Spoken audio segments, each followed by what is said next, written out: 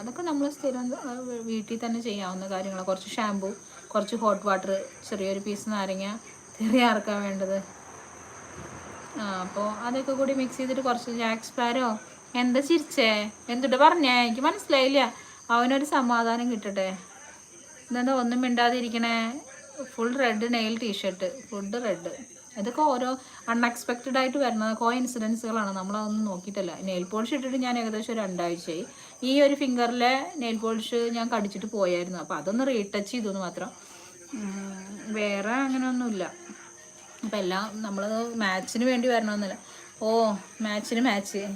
ഞാനും ചോദിക്കാൻ പോയിരുന്നു കയ്യിൽ ട്രീറ്റ്മെൻറ്റ് ചെയ്യുന്നു ഗൈസ്. എൻ്റെ കയ്യിൽ ട്രീറ്റ്മെൻറ്റും കാലിൽ ട്രീറ്റ്മെൻറ്റുകളും. ഞാനൊരു ബ്യൂട്ടീഷ്യനാണ്.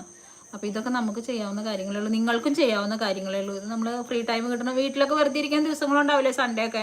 അപ്പോൾ ഭാര്യയോടോ അമ്മയോടോ ഒക്കെ പറയുക, ഒരു ബേസണിൽ കുറച്ച് ലൈറ്റ് ചൂടുവെള്ളം, അതിനകത്ത് കുറച്ച് ഷാമ്പൂ, അതിനകത്ത് കുറച്ച് ഡെറ്റോള്, കുറച്ചൊരു പീസ് ലൈമ് പിഴിഞ്ഞൊഴിക്കുക. അതൊക്കെ ഇട്ടിട്ട് നാട്ടുകാരാ താങ്ക്സ് ഉണ്ട്. അപ്പോൾ അതൊക്കെ ഇട്ടിട്ട് കുറച്ച് നേരം നമ്മൾ കൈയൊക്കെ ഒന്ന് കുതിരാൻ അതിനകത്ത് വെക്കുക.